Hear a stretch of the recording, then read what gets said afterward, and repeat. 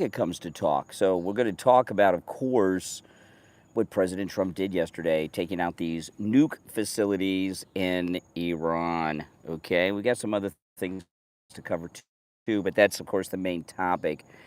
And, you know, these these people in the media are insane, okay? Now, when this all was going down yesterday and the news first broke, I'm flipping through the different news channels. I did see Hannity with Levin. Um, I watched a little bit of CNN too. CNN, they're out of their freaking minds. CNN, they got people on there telling us that Iran was no threat, right? No, Iran's no threat. Give me a break. And they're trying to make a controversy. The Democrats, they're always trying to impeach Trump, right? I mean, Trump woke up today. Impeach him. That's impeachable. He woke up and he needs to be. Democrats are just a bunch of scummy people, but they're trying to make a big deal that President Trump did not tell the Democrats in Congress, but he did tell the Republicans. So why is that? And it's pretty obvious, right? Why did President Trump not tell the Democrats about the attack on Iran, but he told the Republican leaders? There's a tradition of informing congressional leaders of a military action beforehand. This is a long tradition, but Trump only told the Republicans, the Republican leadership, not the Democrats. Now, I'm going to tell you why, but let me ask you first, why do you think?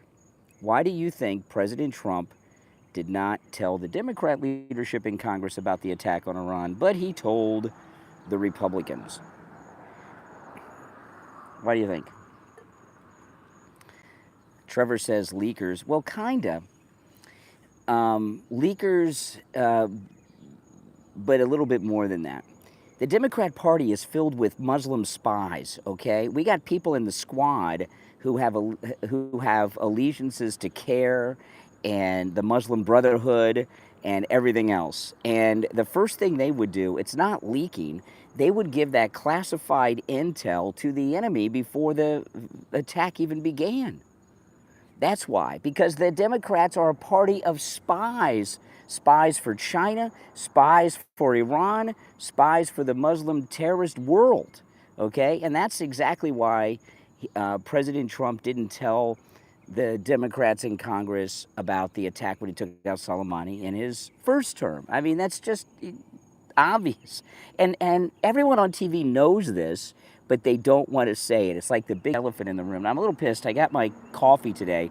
She didn't give me cream. It's black. I'm not a big fan of black coffee. What the hell? What am I going to do? I guess I'll have to grin and bear it. But that's exactly why, okay? Now, I did watch last night Hannity and Mark Levin, and I got to tell you, those two guys love themselves so much that I've never seen two guys in love with themselves, not with each other, with themselves as much as Mark Levin and Sean Hannity. Sean Hannity spoke to the president before he went on the air, and he was so giddy, during that show last night. And I don't think anyone should be giddy about any military action, but he was very giddy about it. And then Mark Levin just going on and screaming at the... Tucker was right about Mark Levin. He's just awful on television. Yeah, we got him, this president got him. I mean, that freaking lunatic. But President Trump did the right thing. And what President Trump may very well have done is something so historic that, if you're screaming about everything, is anything important? There were some things worth screaming about. But just screaming because you can scream, that's right, I said it, and we did it, and we stood with it. What a jerk. I mean, both of them. And the two love themselves so much. And, there are, I've talked about this before, okay? This sounds a little weird, but there are people in there are people that are broadcasters that are on the air who literally, they're not just in love with their voices, they become aroused sexually at the sound of their own voice because they're so brilliant. And that's Mark Levin and Sean Hannity. Okay, I'm sorry. I don't watch Hannity very often because it was breaking news. I watched him last night.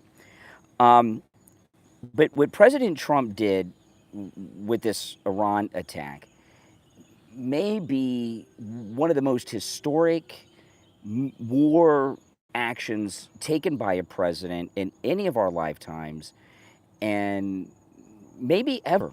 And this is what I mean. He bombed the living daylights out of them, right? And gave them a warning. There are many more targets. If there's any reaction against the United States, he's going to flatten Iran. No military troop buildup or anything. He just took in our massive bombing weapons, of which we have many, and just obliterated the targets.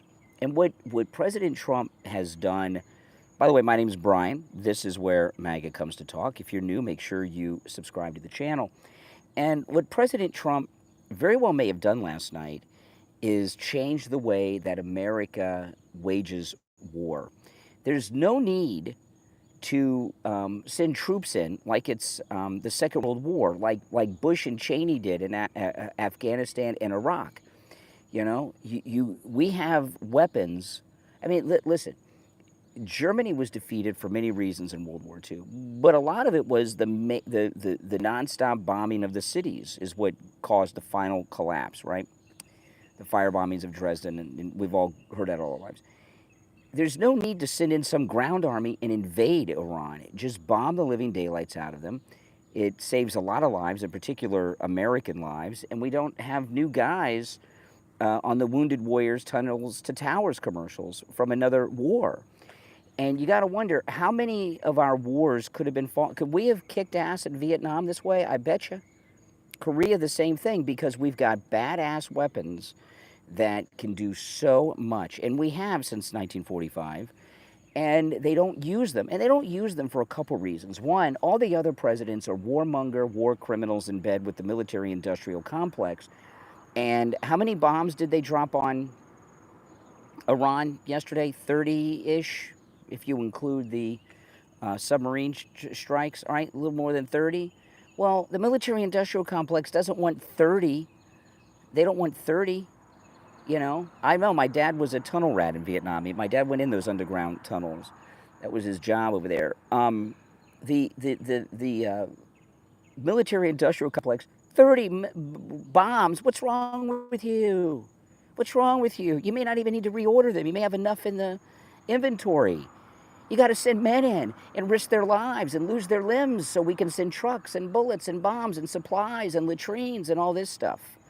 You know, these past presidents are monsters. They are monsters. And, you know, we have aerial weapons like were used in Iran yesterday, that if Iran strikes back at the United States, could level the entire country without sending a single soldier or Marine in. And I really hope that that's the new way that America fights wars. You know, Bush is the worst. He lies about weapons of mass destruction, sends all these guys in, they lose their limbs, and then he likes to go jogging with them. He's like a psychotic psychopath.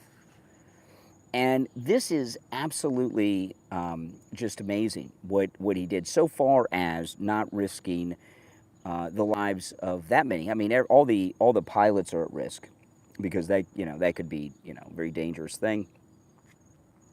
You know, but Israel had taken out so much of their anti-aircraft. Plus, the stealths aren't the stealths supersonic?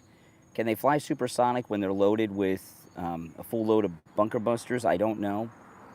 But this is the way that you fight wars, right? This is the way you fight wars. And President Trump understands that. Our great Secretary of Defense, Pete Hegseth, who's a combat veteran, he understands that. And J.D. Vance is a Marine, and he understands that. You don't have these chicken hawks like Bush and Cheney. Well, we got to make money. I got all my Halliburton money, so let's send all these guys over there to, and then we'll be rich. These past presidents are disgusting people. for not doing the way that Trump's doing it. I mean, that is a fact. I hope that this is the way when, sadly, military action is needed, it has to be taken. And I saw the, by the way, if you're new, make sure you subscribe. This is where MAGA comes to talk. And if you, you know, if you look at the way the Iranians responded, they are insane. The foreign minister comes out, he's talking about striking back and unlawful. The Iranians, you know what it's like dealing with the Iranians? It's like if we found, you know, right over here you can see Venus. Oh, cloud just came by. You can see Venus over here, right? It's like humans are here and the Iranians are on another planet. It's like they find humans on another planet. They're completely alien to Western civilization. There's no compromise. There's no middle ground. There's no understanding. And they thought that they were going to drag out negotiations forever. They didn't believe Trump. I told you guys, I was talking about this last week on the program. The Iranians did not believe that Trump would act.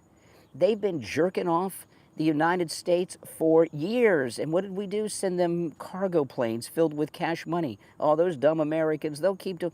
And Trump told them, and they didn't believe it. They didn't believe him, and look what happened.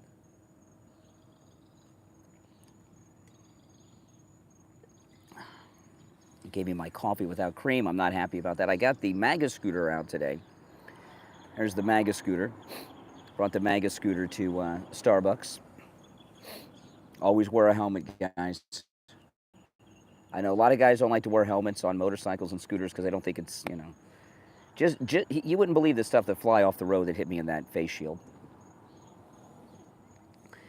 But what President Trump did was absolutely, that's the way you do it. I mean, there's risk of life because the bomber pilots are at risk, no doubt about that.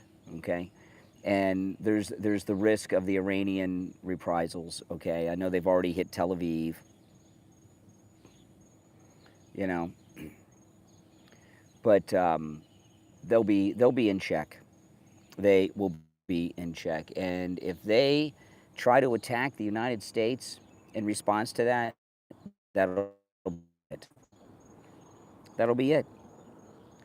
And these people, CNN, I'm sure MSNBC is just as bad, but I don't have the stomach for that, who are trying to tell us there's no threat from Iran. Iran's been nothing but a threat since 1979. Right? I mean, that's it. You know, they're funding the global Islamic terrorism. They have been for decades, and it's never ending. It's just never ending.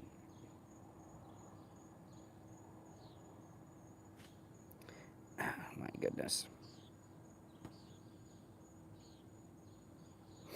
Now if you're new, make sure you subscribe. All right.